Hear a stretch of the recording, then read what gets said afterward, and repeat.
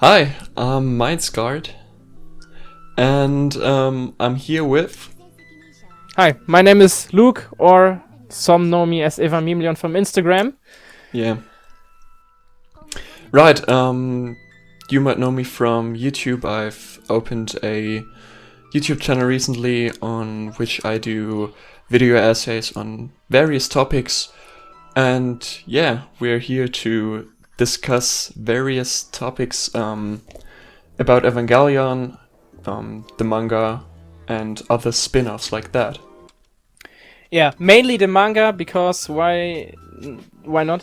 We could talk sure. about the anime, but the manga is different. Very different. I guess that's the best to... Or how do I say it? It's the best to describe it? To describe. Thanks. Yeah, no problem. We should note we're both German. Yeah, we are. are. And we're doing a podcast in English, so we speak the Aska language. That's right. One thing. We want to talk about each volume of the manga. So episode 1 is obviously volume 1. I don't know how many chapters does volume 1 have. I'm not sure. I can look it up. I have it right here beside me. I think it might be 4. Yeah, it's 6 actually. Only 6? Yeah. It's pretty thick for 6 volumes, yeah, not gonna lie. It is. Yeah, anyways. We're both reading the German version of the manga, obviously published by Carlsen Manga. And one thing I want to note before we start, in one of the later volumes, I don't know if the mistake is also in your volume. I think it's volume 8. There's a big part missing. There are speech bubbles without text. And I wrote to Carlsen Manga and said, yo, there's really, text missing in my manga. Why? And they told me they are already printed a new version of the volume, and I should write them in 6 months again. Oh, interesting. Okay. So I think I have the new versions for all volumes, because I don't know if you remember the old Carlsen sign, which is the round one, and I have like the ones with where the manga is written under Carlsen and not in this round shape. I don't know if that's the current version. That's the current one. Yeah, okay, basically it's the same version I have, so okay, we both have the missing text in our volume 8. Also interesting to note is so many think the manga came before the anime and it got published before the anime, but it's not the main source. So I read it on Facebook, I read it on my Instagram site or in my DMs. Why I thought the manga came first. Yes, but no. It was published first in 1994, so 1 year before the anime was released. And it was, yeah. It ran for almost 2 decades, so I don't know why. But yeah, I think they finished 2010 or something, the manga. No, not 2010. Actually, 3 years later. Oh, okay, interesting. So yeah, it ran a really long time. yeah, I see. So let's talk about the first volume. Do you want to start? I don't care. Yeah, sure. So to begin with, I think the artwork is just beautiful. I think they really managed to bring the anime's visuals to life in a like static form, and that's so interesting because obviously the series was produced before and not on a manga source like many other anime are done. It's like, I don't know if that is called OVA. The whole series is pretty much an OVA, I guess. And so it's really interesting to see it drawn in that way. Yeah, I mean the manga is also made by Sadamoto, the Evangelion character designer. Right. That's why it does look so good, I think. That's the biggest part, in my opinion, why it looks so good. Also, but you have a point. The manga looks super good. The art style doesn't change so much. I mean, is there a manga where the art style changes drastically from the anime, or Do you mean in the main series or other different mangas? In general, not Evangelion, but you mean like when the anime has a different style than the manga? Yeah, or the manga different style than the anime. I think that might account to Attack on Titan because of the whole studio shifts in the later seasons and something like that. I think it looks quite different to the manga actually. Yeah. The Attack on Titan manga is more sketchy, I would say. Yeah, right. More rough. Right. So. Right. Yeah. The cover of the first volume has Shinji Gendo and Eva Unit 1 on it. Yeah. I don't know what's on the big 3-in-1 version that's released in America. Let me look it up real quick. It's only Unit 1 and Shinji. Interesting. But I mean, it looks kind of creepy how Gendo's face is coming out of Unit 1 in some weird fashion. It's like only the outline of his face. I think it's looking really weird. I never looked at it that way. now that you mention it, it kind of looks weird. Yeah, it does. I really like the covers, but that's just weird. Yeah, the covers in general are pretty beautiful, good drawn. I would say volume 13 is my favorite. Is that the one with Kaoru on it, or the one with the mass-produced? No, that's actually the one with Rei, Asuka, and Shinji on it, and the big titty Rei in the background. Yeah, I see. But the one with the mass-produced Evas, Gendo, and Misato and Shinji is also a very good cover. Yeah, definitely. I think all are beautiful, as I said. I agree. So, starting with the manga, it starts pretty different from the anime. Right. I've looked at the episodes at the first two because the first volume is based on the first two episodes, and I was switching through episode and manga. Yeah. And one thing that first came to my mind is Shinji doesn't see Rei in the manga when he's at the telephone cell. Exactly. So that is kind of interesting because that Rei basically doesn't exist in the manga. Yeah, it's something I didn't notice when I first read the manga, but I definitely noticed now because in my last video I talked about Quantum Rei a bit, and it's interesting that she is not appearing in this manga volume, and I'm excited to see if she even does appear anywhere in the manga, but I'm not sure. I think not. I'm not sure either. I finished it a few months ago, like 2 or something, and I can't remember anything like that. Yeah, but it's interesting to see to place it somewhere in the time loop theory, if you actually think that the time loop theory is a real thing or could be. Yeah, I mean the time loop theory is an interesting theory, and when we talk about the theory, I would say the manga is the first time. Exactly.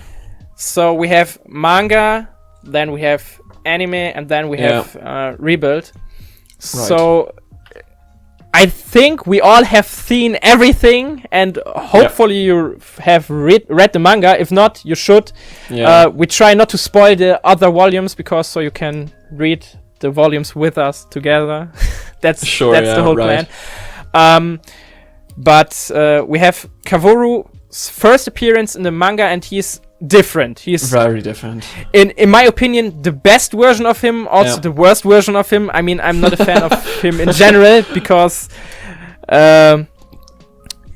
he gets too much hype for nothing. Yeah. That's my opinion. Okay. But seeing the coffins in the rebuilds and the coffins that are already open, right, also go into the theory that there are definitely more timelines. And all the talk with him about now, this time I'm going to save you, Shinji, and stuff like that. He says in the rebuilds, it's pretty interesting. Yeah, definitely interesting. I mean, we have to wait for the last rebuild to see what happens. I mean, I know what happens. I have spoiled myself. Everything. The first day I couldn't sleep. I was like, give me the leaks, give me the spoilers. There, I give me everything. But I would say it's worth it, and I can't wait, and I really hope the new rebuild will get released as soon as possible everywhere. It will. I think it will be, because I don't know if you know the YouTuber Nino Taco TV. I do. A German YouTuber, and he hinted that he knows something about a German release of the fourth movie, but he can't tell the public, but he has hinted at something like that. Yeah. I saw it on Twitter and posted it in my Instagram story when I saw it, and I think 1 year from now on it will get a German release. That would be pretty fast. Looking at it, now we're talking about rebuilds. That's funny. We want to talk about the manga. That's what talking about how they released the rebuilds everywhere else. It was obviously Japan first. Mm-hmm. Every rebuild got a German release a year later, and the American release were always 2 years later. Ah, I see. Besides the third one, that was plus 1 year. So because there was something with the dub and Kara didn't like it, so they had to redub it in English, because they showed it on an event, convention, and someone from Kara was like, nope, I don't like that. Interesting. But yeah, back to the manga. Yeah, right.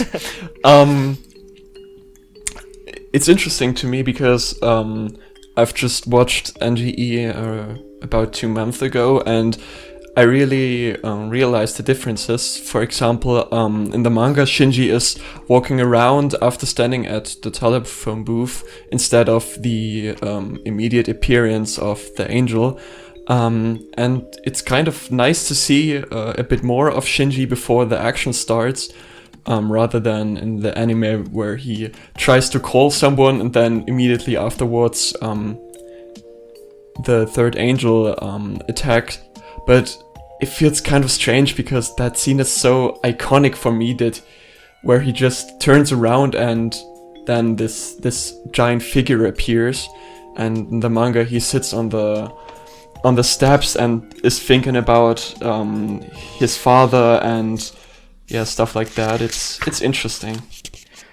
Yeah, that's also one thing that you see, and you're like, wait, doesn't this go?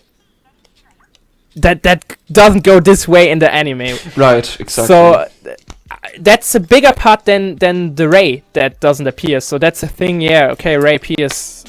That's nothing you think about when you read the manga, but going away from the telephone booth and sitting on stairs, think about his father. That's one of the big differences, I would say, because the manga will later on go a different way, super big different way than the anime goes. And one difference from the anime is that Shinji in the anime lived with his teacher. Mm-hmm. In the manga, he says, I lived for 10 years with my uncle and my aunt, and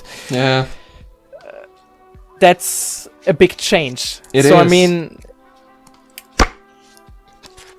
I don't know, living with family members is different from living with your teacher. I just realized that now. That might be a one of the points why Shinji is a bit different in the manga than from the anime, because he might have had a bit healthier childhood than living with his gramps teacher, because he seemed pretty old in the anime. I think his face was shown once.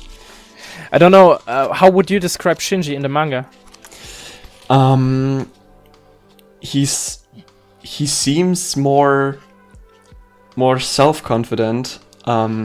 He's less obviously depressed and pessimistic. He has much more inner dialogue. Like in the anime, he's not like other animes do, where you always hear the thoughts of the MC and know what he's thinking, but he is rather quiet, which I really like. But it's interesting to actually see his thoughts in the manga, and he is definitely more sassy. Thanks. That was the word I was gonna say. Yeah. Before I read the manga, people told me, yeah, you have to read the manga, it's so good. Yeah. Shinji is so different, he's sassy, and I would also say he's more aggressive. Definitely. Because he... In the manga, Shinji would never punch someone or something. I mean, there is this one time when he punches Toji, but I don't know. As I said, I don't want to spoil the later volumes, but there is stuff going to happen in the later volumes where you think, yo, okay, that's not the Shinji I know. Yeah, he has more libido than the anime Shinji, I think. He also speaks up for himself, so he is not like, I don't want to do it, but I do it anyways. He's more like, no, shut the fuck up, I don't want to do it. Yeah. Also, you talked about the fight with the angel he sees, and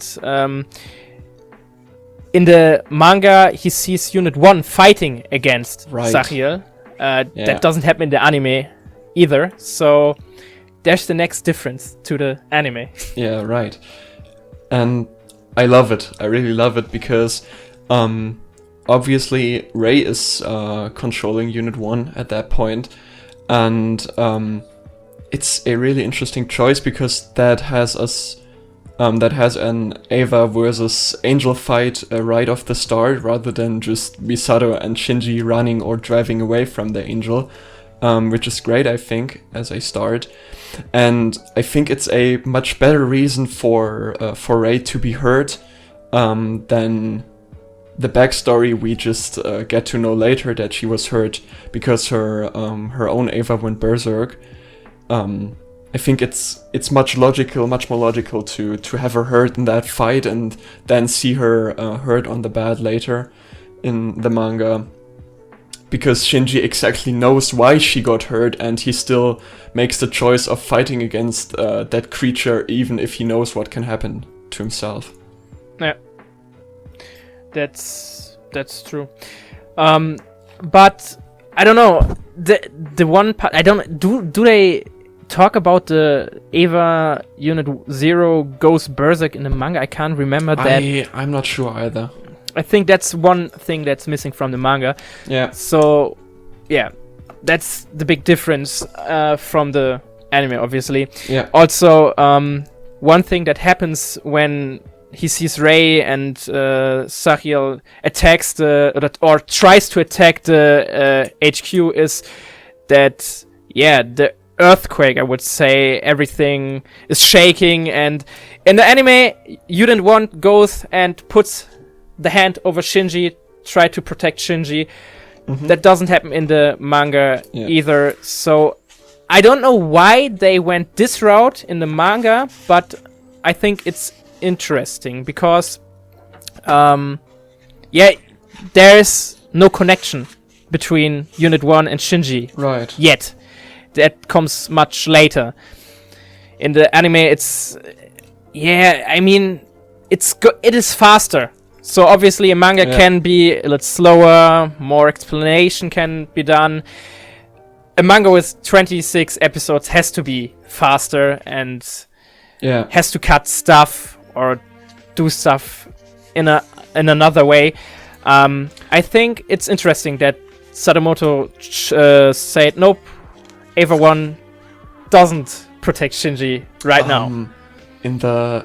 I think Unit 1 doesn't do that as well in the rebuilds, does he?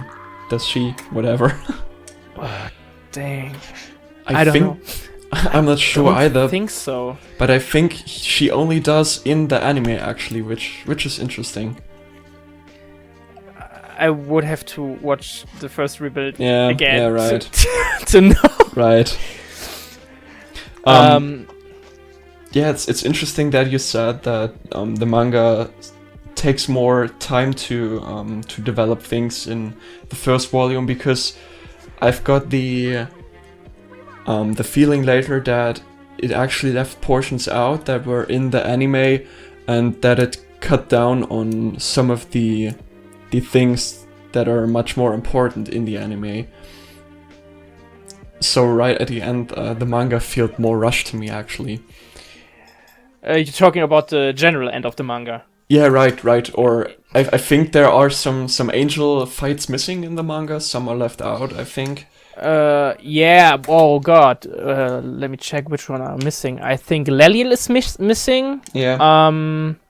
Oh dang. Which ones are missing? There are a few that are missing. Mm-hmm. Let me check real quick. Wait, that does only exist in the rebuild. Yeah. Yes, Sandlaphone is missing. Matarael is missing. Sarquiel is unnumbered. Iril is missing. Leliel is missing. Interesting. Yeah. Yeah. There are a few missing. Sadly. Yeah, sadly, but I'm not sad about Sandalphon missing, actually. It's lame. I agree with you on that. I hate Magma Diver. Yeah, I totally agree with you on that. Yeah. That it's the most boring episode. Definitely. Besides Jet Alone, I don't like Jet Alone. Yeah, it's interesting. The whole episode has some nice things. With the whole scene where Misato and Ritsuko are the only women, and the men are like ranting about women, and that's quite the interesting scene.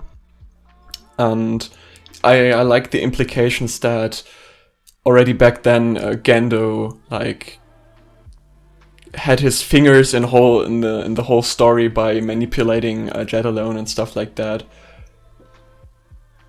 I found that quite interesting. Looking at this episode from that way, yeah, it's kind of interesting, and definitely better than Magma Diver. Yeah. I won't deny that. Yeah, but one angel I'm sad about that it doesn't appear is Leliel, because after Ramiel, Leliel is best girl.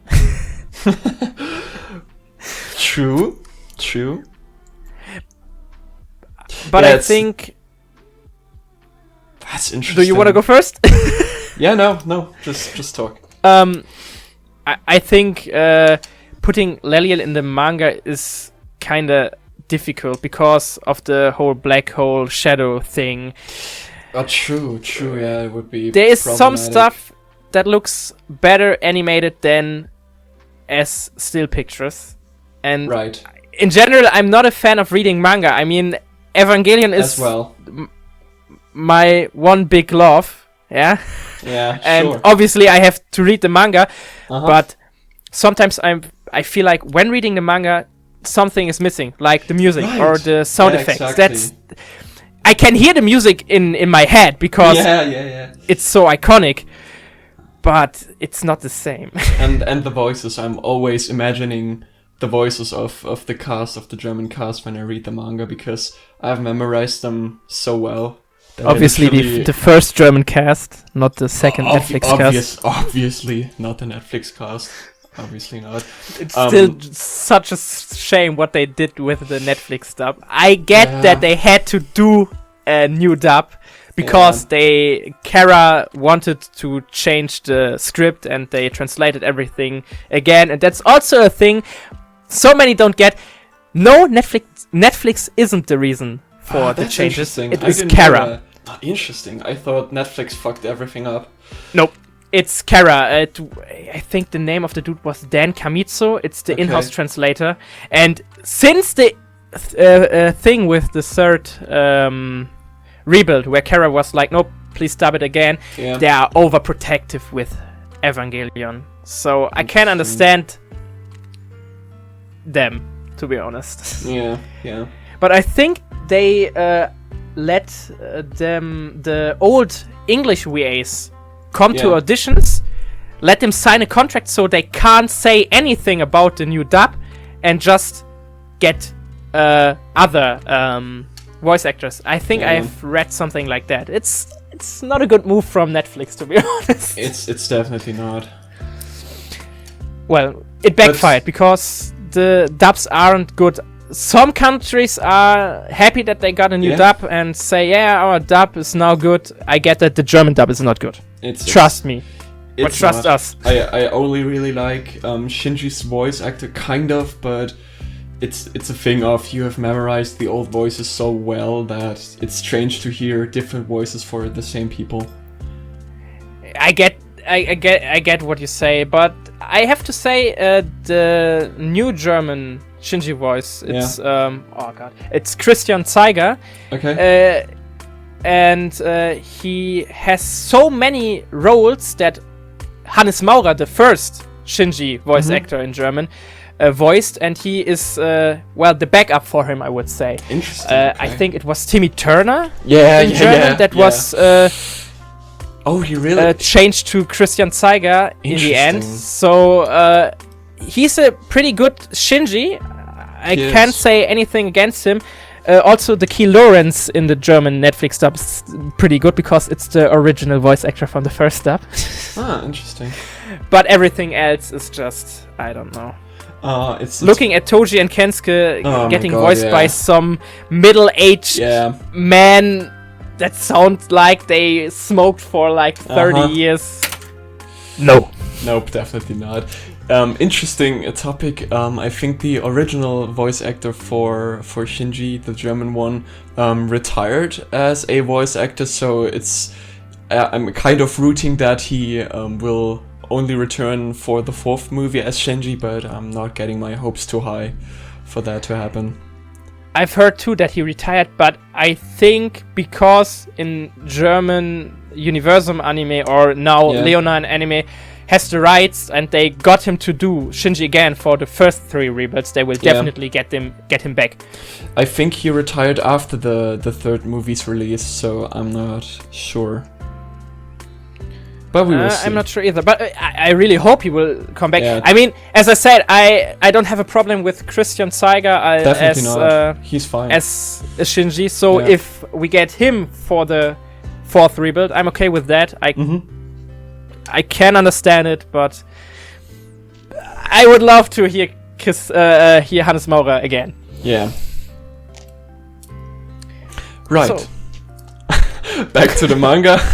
Obviously. Okay. One thing I've noted down, which is interesting, is that Misato isn't talking about her father when Shinji mentions in the car when they're riding down to the Geofront.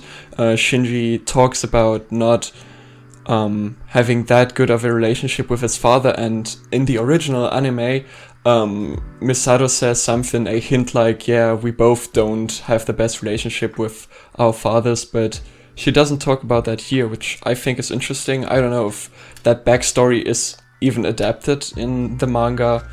Her whole... Didn't notice that, to be honest. Yeah. Yeah, I mean, I as I already said, I can't remember the manga volumes, the later manga volumes that good, but exactly. I don't think they cover the whole Misato and her father storyline. I don't think as well. They might mention it, but I don't think little kid Misato, disturbed kid Misato, is shown on the ship or something like that. I think they mention it because of the second impact, but I guess, yeah. Because in the anime there's also Fuyutsuki and the young Gendo coming back from the whole second impact thing, and that's also missing in the manga. Ah, okay. Yeah, then that is probably also missing with Misato. Yeah, now let's talk about the fight. That's also an interesting thing because first in the anime, Ritsuko tells Shinji what to do and says, yeah, you just have to run, and explains to him how he should do it. Yeah. In the manga, it's Misato. Oh, interesting. Ritsuko. I didn't notice that. Okay. Same thing with Ritsuko is, if you remember the anime, she is swimming and Yeah, that goes from the swimming pool to Eva 01 or 01 or Eva 1. Yeah. I don't know how you want to call it. And also meets Shinji and Misato on the way. In the manga, she wasn't swimming. She was with Gendo and the bridge crew while Misato and Shinji were arriving. Yeah. So, yeah, that's one interesting thing. And as I said, Misato is explaining everything to Shinji. And the fight between the Eva and Zachiel isn't split up in two. Because exactly. In the anime, you have a short bit of the fight. And right after that, Shinji wakes up in the hospital. And when laying in his bed at Misato's home, or their home now because he moved in with her, he remembers stuff. Exactly. And that doesn't happen in the manga. Which I understand that they didn't go that way because they wanted to have the whole action scene in the first volume. It's like with the rebuilds where they wanted to show off the whole action thing because it draws the reader in. But I love that in the anime they split it up and left it open a bit what actually happened. But I fully understand that they did this that way in the manga, that it wouldn't work so well. Yeah. And one interesting thing about the fight is that in the anime and the rebuilds, when Ritsuko is saying, yeah, Shinji, just put one foot in front of each other to walk and just think about walking, he drips and falls over, while in the manga he doesn't fall over and then gets grabbed by Zachiel, but he just starts running because he's angry and he just runs towards the angel and is defeated not because of his clumsiness but because of his arrogance. Yeah, that's true. He starts running, as you say, and isn't as clumsy. I think that's a thing I don't like. I like that in the anime he falls over, he doesn't know how to do it because it's his first time in this big giant robot thing and he doesn't know how to control it. So obviously he falls over, he trips, he can't fight. In the manga it's more like, alright, I start running towards the angel and now I got grabbed and get my ass beaten up. Yeah, exactly. So the next thing is, in the fight, Shinji thinks he's going to die and has an inner monologue, like you said, thinks he sees his mother and but obviously he doesn't die. We know that for a fact. And that's really interesting that so early in the manga things are like hinted that his mother has some connection to the Eva, which happens in the anime much later. I think the first time something like that happens is in the Leliel fight, when he sees the ghost of his mother or something, and here it's already in the first fight, which is interesting. I mean, we can say there's already this connection when Eva Unit 1 puts her hand over him. Obviously, but at that point you don't know that that's the connection to his mother. You just think, okay, it happened because of something, and the Berserk mode happens because of we don't know, and you just get to know much later that his mother is actually the Berserk form because she wants to protect Shinji. Yeah, that's also a thing why I mentioned the split. We see the Berserk form of Eva Unit 1 much later. We see it here immediately. Shinji is in like, everything is white, and he's like, oh, where am I? Mom, is that you? And this weird robot-looking head looks at him, and this hand tries to touch him. He starts to scream. Yeah. I think the robot thing wants to hug him. I'm not sure right now. And she screams for help. She actually hugs him. Oh, okay. He screams for help, screaming for his father, his mother. And that's the moment where Eva Unit 1 goes berserk. Yeah. So I like that they did it that way, because he's in this weird space, he doesn't know what's happening, and berserk mode. But still, the anime does it better because of the split. Obviously, I think so too. So yeah.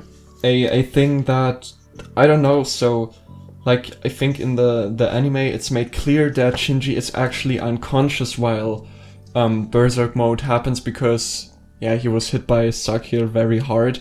So you are sure that the berserk mode is the Evangelion itself and not Shinji. But in the manga, at the end of chapter 5, you can see Shinji still sitting in the Evangelion, not hurt, and that kind of gives the implication that he might have freaked out himself and not the Evangelion, which is a weird change, I think. Yeah, he's not unconscious like in the anime, so that's also interesting. So he sees what's happening. Probably. Or at least, I don't know, I think the anime kinda gives off the vibe that he saw it because he remembers it. Yeah. But here you are fully aware of the fact that he's awake, he sees what's happening. Yeah. That's something totally weird for him, I would say. Scary. I mean, he's crying for help, screaming. And yeah, that's why I think a mix between this and the anime would be pretty good. Yeah. Yeah, you're right. I think about stuff like that, with all the volumes, that some aspects of the manga would have been nice in the original anime, but I think about that as well with the rebuilds, that some things would have been nice to see in the series, or other way around, that some things of the series would have been nice to be in the rebuilds. Yeah, well, talking about the rebuilds, I watched the documentary that was aired on NHK about the new movie, and Hideaki Anno is a weird human being. I mean, we all know he's weird. Yes. But I think the point where he started to doesn't care, and he also said that he looked at an internet forum where there was a whole thread about how to kill him, and everyone was talking about how they would kill him and why. And he said that this was the point where he starts to doesn't care anymore. He also says he has no attachment to Evangelion anymore. So it's over for him. He goes his way now, doing all the other stuff like the Shin Ultraman and whatnot. But there's no emotional attachment between Anno and Evangelion. I think that's pretty sad. Which really sad. It is sad. That's the reason why the rebuilds are like that. Obviously, yeah. It's like a hate letter to the fans. Something like that, in some aspects at least. Kind of. I mean, I talked in the video about the hate mail he got. Or not. I've seen that, yeah. Got. Because if you remember the end of Evangelion, there are small frames with letters and emails, and he said in an interview that these letters weren't real, they were written by a good friend of him. So obviously we all knew he definitely got hate mail, these internet threats in these forums where they talk about killing him. But the thing that they showed in End of Evangelion wasn't the real stuff. Yeah. So, because if you read them, or watch my video, they don't come off as hate mail. There's one thing where someone says, I want to kill you, but it's not that hard like everyone thinks, because there's so much stuff like, oh yeah, I enjoyed it, and I can't wait to see the next part, because the letter was written after the death movie. So yeah, I think that's the reason why Anno decided to do so much different with the rebuilds. Also, there are movies and it's a new generation. I see so many young people, and I'm not that old, I'm 22 years old. Yeah, exactly. But I see so many young people that say, yeah, I like the rebuilds more. And I can't understand it. I don't know why they say, oh, yeah, the anime is good, I like it, but the rebuilds are better. Yeah, I can't get behind that. Definitely not as well. I mean, if you're not into psychological stuff like that, I get why you would like the rebuilds, because like many of my friends really love the original anime as well. I only have one friend who despises the anime because I don't want to say he's dumb or something, definitely not, but he isn't too much into deep psychological things. He's not interested in stuff like that. So he just openly said, yeah, I like the rebuild movies because they are straightforward, they have action, they are pretty interesting, but the original anime bores me, and I kind of understand that. If you're like into stuff like Transformers or stuff like that, then obviously you wouldn't like the anime. But yeah, I would say in general you have to experience everything. Definitely. Like anime, manga, you should rebuilds, at least, definitely, to get the whole experience of Evangelion. Obviously. But yeah, I mean, I can, as you said, I can get when people say, yeah, I'm not into this psychological stuff and everything, and more into action. But I think that's the important part of Evangelion. It definitely is. This kind of fucked up thing near the end. And yeah. That's what makes Evangelion special. I would say the rebuilds appeal more to the mainstream. You could show this to someone and he's like, yeah, nice, let's watch the next movie, and he enjoys it. So, and when you show him, you have to watch the whole 26 episodes of the anime, and then please watch End of Evangelion, and don't watch it, don't binge it, because that's not good. Yeah. And not many are into this. Yeah, it takes time, obviously. I showed a friend of mine Evangelion a few weeks ago, and he, like a sponge, he binged it. Wie sagt man so schön auf Deutsch? Er saugt es auf wie ein Schwamm. Yeah. And I was like, you okay, but? And he was like, that was kind of weird, but I enjoyed it. And then we talked about it, but I already experienced people saying, I should have taken some time to watch it and not binge it at all. Which is interesting because 2 months ago I watched the whole series with a good friend of mine, and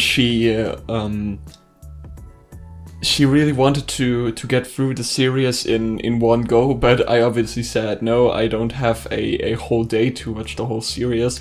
But we actually watched it in 2 days, so like I think the first time like around 13 or 14 episodes, and then the rest of the episodes and the end of Evangelion. And it kind of worked we stopped in between and I explained some things. She asked me if it was like that, and made some assumptions what might happen, and that was really, really fun because I could really fanboy about the whole series, and she was really interested in it, and she now loves it as well and is eager to see the reboot movies with me. But I told her that I wanted to see them with all my friends who like Evangelion back to back before the 4th movie comes to Germany. It's always good when you have friends obviously, who enjoy the same anime. I don't have many friends that are into anime or into Evangelion. My best friend is super stubborn, so I told him, go and watch it, do me the favor and watch it. And he was like, no, I don't want to watch it. That's so sad. And I told him, don't watch it on Netflix, come to me, I have the DVDs. I have the Platinum collection 2 times here, I can lend you one, but don't watch it on Netflix. He watched it on Netflix in the end. I don't know why. I still hate him for that, but it took a time. He watched like 2 episodes and was still like, no, I don't want to watch it. I don't want to watch it. It's overhyped and fuck it. And I was like, bro, no, give it a chance. It's so good. And he always liked Mari because just the looks. He didn't know anything about Evangelion. Just the stuff I told him. So I told him, yo, it's like that, and there are different timelines, or at least it's a theory that there are different timelines, and there's this character called Mari, and there's something in the manga with her, and Sadamoto said it's not canon. That's also something we have to talk about in the future. Yeah, definitely. It's a little bit spoily, so maybe I do a little extra episode just with me because I read the spoilers. I don't want to say so much about Mari or anything about the movie, the new movie. So anyways, I told him about it and my opinion on the characters, and then he was like, yeah, Mari looks nice, and I was like, you fucking serious? I mean, I don't hate Mari. Yeah, I like her too. She's but fine. He was like, yeah, she looks good. That's nice. I want to watch the reboots because of her, and I was like, yo, bro, you don't watch the reboots. Watch the freaking anime before you watch the reboots. Please, do me this favor. And then he binged the reboots, and now wants to read the manga. Interesting. And now he kind of is liking it. Yeah. I don't know. He changed his opinion on it, and that's good. But now I have my girlfriend who likes Evangelion. Obviously, not just because of me, but I'm like buying new stuff almost every day. So my collection can grow. So she has to like it in kind of a way. There's my best friend that finally watched it, and there's another friend who watched it. So and another friend. So I have like 4 people to talk about it in my friend group. And I wish there were more, especially more people that doesn't say, yeah, I want to watch the reboots first. Yeah, it's... I don't know. I definitely, No. First. I just want to say that it's just crazy when people say, I want to watch the reboots first. Yeah, it's as you said, it's more of a mainstream appeal, because obviously the old anime, the original anime, you see that it's from the 90s, which I love, but yeah, it's so good. It looks so good. It looks good, definitely. Aesthetic. Yeah. The new anime look all the same, I would say. I mean, you have some that look a little bit different, like Demon Slayer has his own style, which I actually don't like, but different. I'm also not I haven't watched it yet, so but the art style is something it doesn't look that good in my eyes. I think so as well, yeah. But looking at One Piece or Naruto or Dragon Ball or just anything else, it all looks the same and doesn't has his own style, in my opinion. But I don't watch that much anime anymore. Anyways, I'm not into that much anymore. which is funny because if I meet, so like Evangelion is my most favorite media of everything, games, music, books. It's just my most favorite of everything, literally. And when I meet people who say that they don't watch anime, I always just say, if you ever going to watch an anime, watch Neon Genesis, because it's just freaking different. It's nothing like any anime or any series you have seen ever.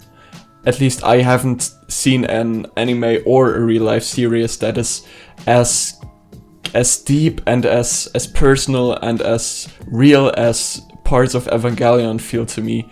Even with all the alien robot shenanigans, it's still one of the most real, personal, psychological thing I've ever experienced.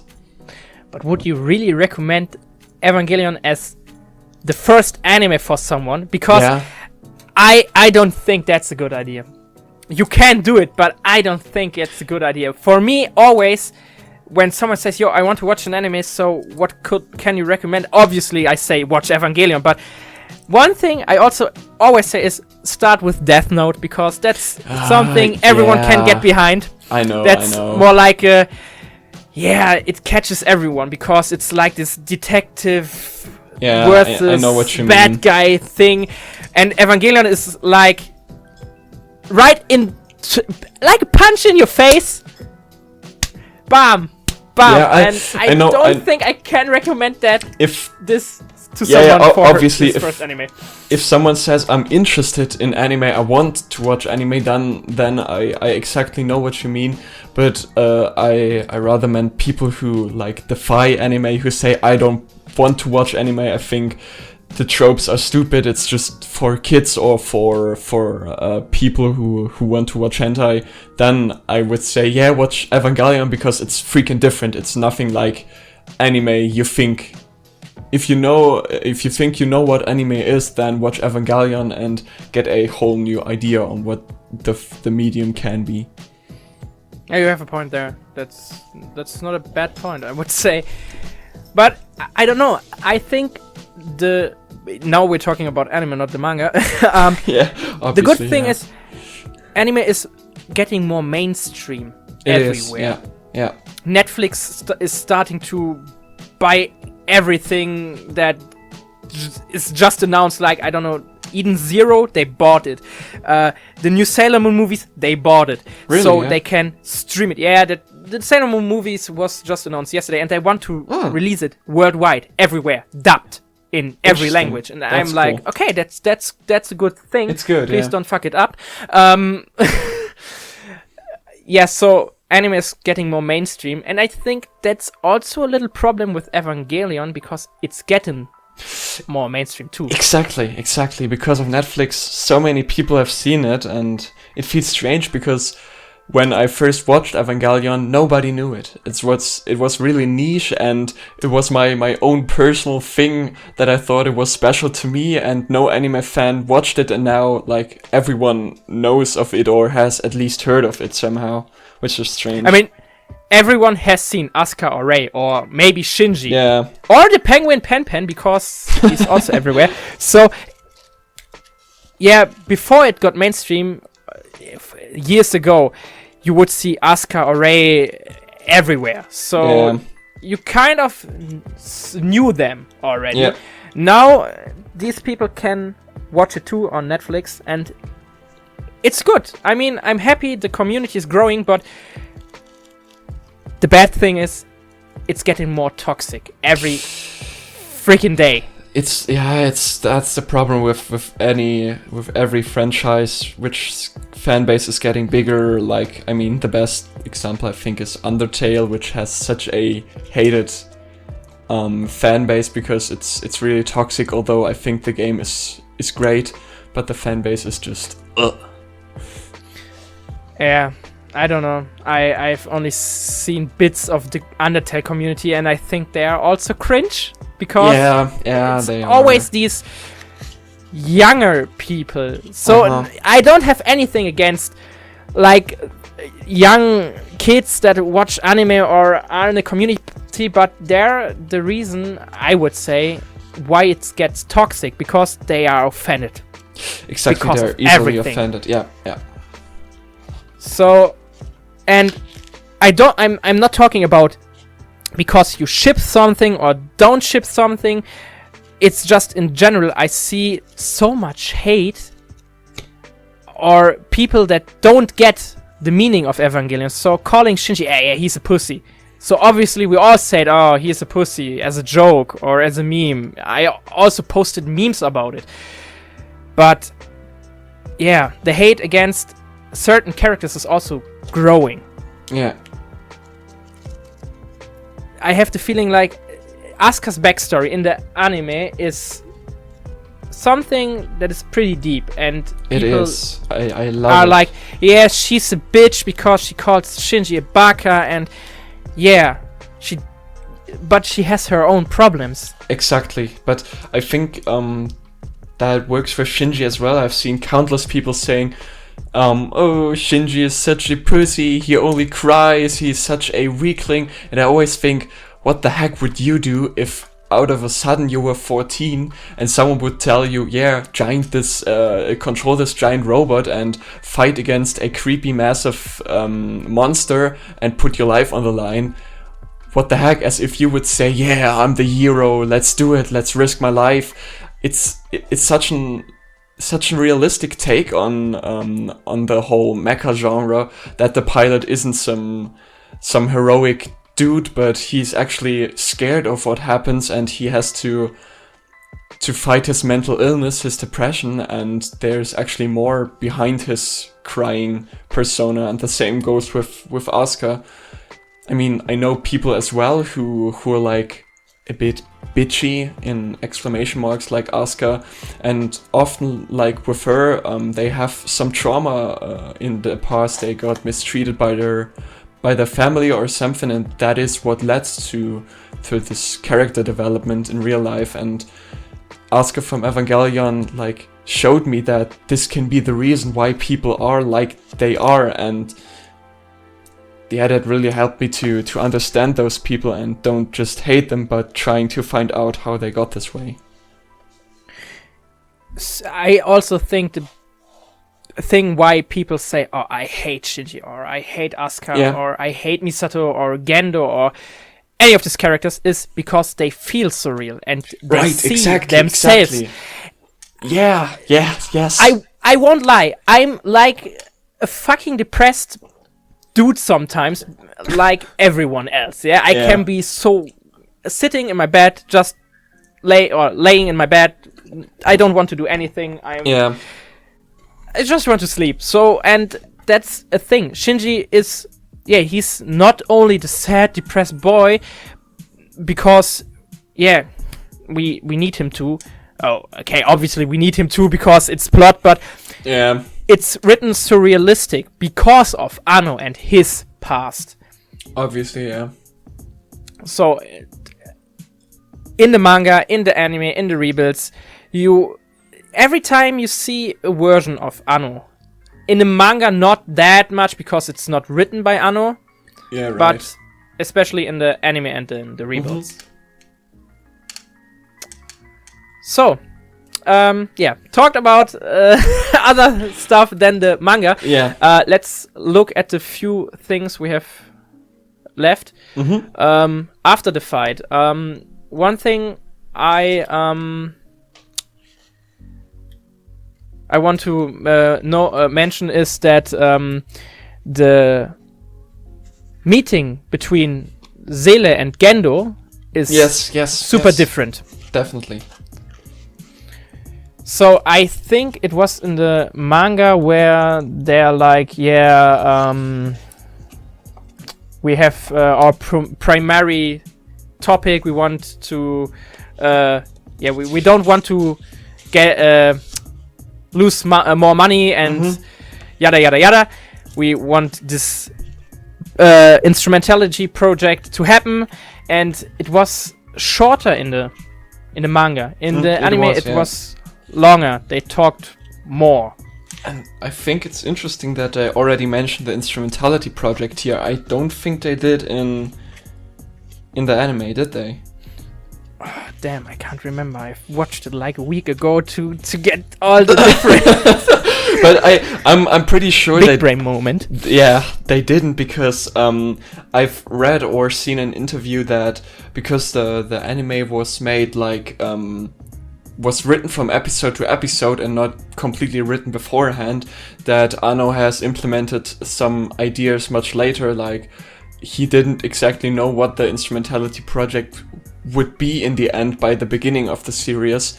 That's why some of the psychological parts and stuff like that and backstory only gets revealed after half of the series is already over, because he just thought about that later. Which is why they can mention it in the manga much earlier, because the whole concept is already done by that point. Yeah, I mean, the anime was released a year later, because I think they ran into some problems in production, so... Oh, which is interesting. That means... I'm not sure. Wait, let me look it up. I think it was somewhere here. Yeah, sorry, it was promoted. I can't find it right now. But I think because they run into some production problems, that's why they released the manga first. And obviously because it was there to promote. So, yeah. So that's completely different than actually the instrumentality project was existing right from the start. Interesting. I mean, I can't remember if they said anything about it in the first episode. I have to open Netflix right now. I know what you mean, but if the first manga volume released before the series, and it's mentioned in the manga, the instrumentality project, then it has to be written, like right from the start. Then Anno must have known that this exists from the start. One part that is missing is a conversation between Misato and Ritsuko, because they're on this... After the fight, they're always looking at the parts of the angel, or looking if they can find something. That's completely missing in the manga. So no dialogue between Misato and Ritsuko. We see Shinji. After the talk between Seele with Gendo, we see Shinji in the hospital. So, and there is the point where a big difference between the anime is, because the whole hospital stuff is so much different. I'm not talking about the hospital stuff that happens in Neon Genesis Evangelion, the end of Evangelion, my friends. I'm talking about him waking up, realizing he's in a hospital, so he's not sitting in his room and cut. Yeah, you're now living with me, Shinji. No, it's more like he wakes up, thinks about what happens, going around, looking at the TV. There is where the cut is. He looks at the TV where it says, there's something happened, a big explosion here in Neo Tokyo 3, and that's a point where Ritsuko and Misato are talking, and Misato is like, so they lied to the news that easily, and there's no sign of them knowing that it was an angel. That is completely cut, and we have Shinji seeing Rei, the still injured Rei. And then we see Gendo. That's nothing that happens in the anime. We see him looking at Gendo, Gendo looking at him, and Gendo just ignoring him. Yeah, exactly. Going with Rei, no words to Shinji, but there is this kind of comedy like situation where Misato is like, no words to his own kid, ha ha ha ha ha. It's so funny. Exactly, where he... For the comedic effect. Where he bickers with Misato and even says, leave me alone, something like that. Yeah, and that's also the part where she tells him, you are living with me, I'm going to make this call, and yeah. Which is much more comedic here, because in the anime it's really depressing when Shinji just says, no, I'm fine, I'm used to living alone, which he says with freaking 14 years old, which no 14-year-old kid should just say with a smile, I'm okay with living alone. Which is just so sad, and here it's like a whole comedic scene. I mean, it's kind of a comedic scene in the anime too, because after I don't think I will hit on him. Yeah, that's, I know what you mean. But it's more comedic in the manga. It's more. Definitely. It's also longer. This whole situation with Misato is way longer than in the anime. Yeah. And also. Yeah, we're almost at the end, because I don't know. Do you have something written down you want to say about it? Or actually, one small little thing that happened in the fight that I really missed. I love, is one of my most favorite quotes in the anime and in the rebuilds, when Eva Unit 1 awakens, goes berserk, then Gendo he's so legendary. He just says, "We have won." I think it's such a legendary line in the series, which he sadly doesn't say in the manga, because it just shows how freaking arrogant he is, that he just states, "We have won," even before anything is actually won. So, I missed that quote. I haven't noticed that, to be honest. Yeah, it's just a small little thing I always smile when I hear him, but I think Gendo is just a legendary guy overall. I mean, he's even more of an asshole in the manga. Yeah, he definitely is, yeah. But he also has some interesting stuff happen in the later volumes, so yeah. But yeah, as I said, I haven't noticed that. It's good that you noticed that. A little thing. Or does he? No, he really doesn't say that. We can see him in a panel when. Yeah, we can see him. Goes?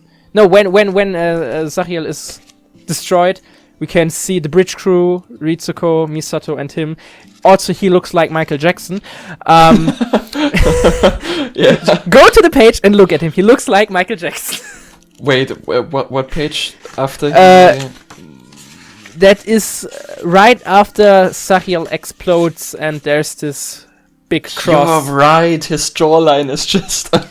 And the nose. Look at the nose.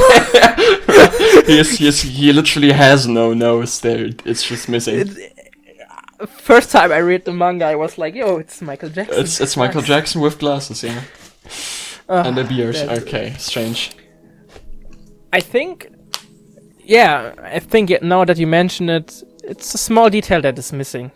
Yeah, it's just, I don't know, it just defines his character so perfectly. He's a man of few words, but he's always arrogant and knows what he's doing. Definitely. I mean, he always is sure he does the right thing. Exactly. And yeah. I think there's only just one scene in the end of Evangelion where you see him like surprised for the first time that his plans didn't work out for the first time as well. You mean the scene where Rei is like, "Nope, I'm not your doll." Yeah, so exactly. Fuck yourself. I'm going with Shinji. Mm-hmm. yeah. But we also see in the end of Evangelion, Gendo kind of accepts that he did Shinji wrong. Exactly, when he lies on the ground. I'm sorry, Yui, I did. Yeah, but I think that was wrong. That is just shut up. You're just pathetic. Now, shortly before you die, you admit that you have done Shinji wrong. Just shut up. You had so many. Yeah, but that's a human thing. Yeah, it is. It's but like now it's my end. Now I realize I've done so much better. Yeah. Yeah, so after the hospital scene, we see Shinji and Misato driving, looking at Neo Tokyo 3, talking a little bit. And there's also one thing that doesn't happen in the anime, but it does happen in the manga. She tells Shinji he did great, she's proud of him, and Shinji starts crying, saying to himself he wishes his father would have said it to him in the hospital. And that also shows how broken the connection between him and his father is, because obviously they don't have a good connection to each other. And he just wants some love from his father. Instead he gets it from the woman he just met and is now living with her together in Neo Tokyo 3, and she says, you did great. You can be proud of yourself. We're glad you're still alive. And that's sad. It is. I think that's pretty much all I have in my script. The only thing I've noted down is that just from the first volume, the manga looks a bit like more of a in-the-face version of NGE's story, but it will be interesting to see what the other volumes do to the story and see the big changes with Kaoru and the ending, all the big things I remember. Yeah. Well, I mean, you could say it's more like a typical shonen kind of situation with the manga, at least in the beginning. Same goes for Shinji, he acts more like a shonen character. True, yeah. But we also get his past explored more and deeper, including interactions with his mother and so everything in the later volumes. And well, I don't know what I should say. I think I've said everything I wanted to. Would you say the manga is better than the first 2 episodes, because the first volume is no, first episode? No, it's not. The only major thing I would put above the series from the manga is that Rei fights inside of Unit 1 against the Angel. Everything else, I think they are missing the small nuances, like the stuff I said with "we have won" or Shinji dripping over, or Shinji being a bit more reserved and reacting a bit more depressed. I think that's things I value the series for. It's, as you said, more typical anime manga shonen like, rather than the really depressed and special feeling anime. I can agree with you. What's your take on it? Oh, damn. There are, like you said, some things would have been nice to see in the anime, like or stuff from the anime in the manga. Like, it would be cooler if he was more clumsy, falling over, and everything else. But I also like how he's not that depressed. Okay, so he's more like this sassy, cocky dude right from the start.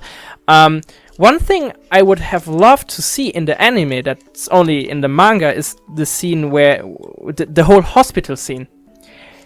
In my opinion, it's so much better in the manga because of Gendo, and this little comedic bit is okay. I mean, I don't care if it's in it or not. But after they're looking at Neo Tokyo 3, Shinji starts crying, showing his emotions, getting told, you did good.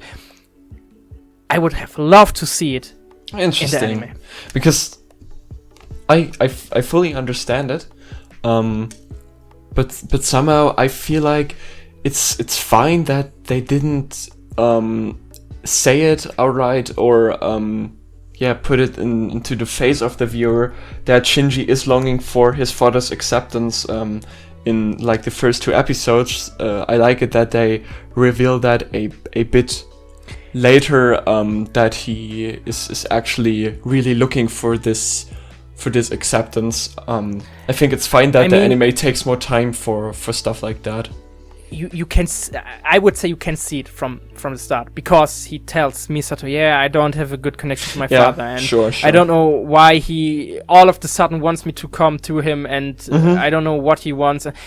That's already a little hint to it definitely is. Wants some attention from his dad. Exactly, and that's what I mean. It's only hinting, and that's what I love about Evangelion. The series, the original, that it's not putting everything into your face, but it's only hinting at certain things, and you have to like put it together for yourself, rather than the manga just outright explaining or saying that he wants his father to accept himself or stuff like that. Yeah. No, I can understand you. Yeah, but I totally understand you. I understand your opinion fully as well. I mean, I think it's a subjective thing, I think. It makes sense that the manga is more in your face and is more, it explains the stuff more and earlier and deeper. Because, I don't know, if it would be like the anime, you would never have to read the manga anyways. Exactly, so you would just look at pictures. Yeah, so sometimes you look just at pictures, because you see something, are like, oh, whoa, wait, I saw it, and you have the scene from the anime in your head, and are like, yeah, that's awesome. And right after this panel, there's something completely new. So that's the good thing with the manga. It's 50-50, I would say. It's a part anime, a part Sadamoto's work. And that's in the end, it's more Sadamoto's work than anime. Yeah, I think. Near the end, the connection between the anime is definitely not that present anymore. It's more definitely not own thing. Yeah, but I think that's fine, because if it just were a outright translation of the anime into a manga form, then there would be no reason for us to talk about it here, when it would just be the same. And I like that it exists and that it has differences, because that gives us just more Evangelion input to talk about. That's true. I mean, I love to talk about Evangelion. And exactly. Not gonna lie, over the years, it gets pretty boring just to talk about the anime or the end of Evangelion. I mean, it's still cool to talk about it, but talking about the manga is something so much different. And I'm glad so many people are starting to read the manga, because so many are, as I said, many heard that it was, I don't need to read it because I saw the anime, and the anime is a direct adaptation from the manga, but it isn't. So it is not, when you tell them, they are like, wait, now I have to read it. And that's the good thing. It is. As we said.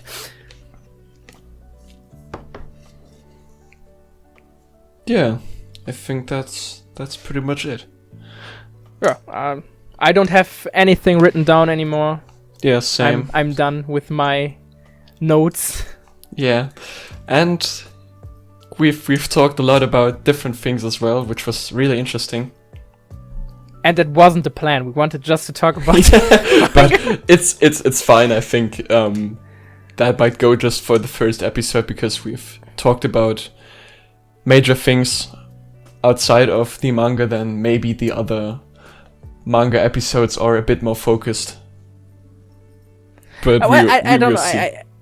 I can see us talking about other stuff in the future too. That's just how a podcast works. Exactly. just talking without a script, which is fine, and it's great to listen to. Also kind of weird, because doing such a big thing in English without a script is so different. Weird. It's different, it's so different. So I don't have to say anything anymore. I give the word to you. Okay, thanks. So it was really nice to have this conversation, and I'm really excited to read the other volumes now, and to see what our thoughts about it are, actually. Yeah, I'm just looking forward to it. same goes for me. Thanks for listening. Don't forget to subscribe to this awesome podcast. Definitely. And if you haven't read the manga yet, start reading it. Definitely. Where you read it, I don't care. Buy it. I think it's also available digital, so if you're more of a digital person, get it digital. Anyways, we hope you will be on this ride with us together, going through all the 14 volumes and the spin-offs in the future. Yes, I agree. I hope to see you in the other episodes, and goodbye. Bye.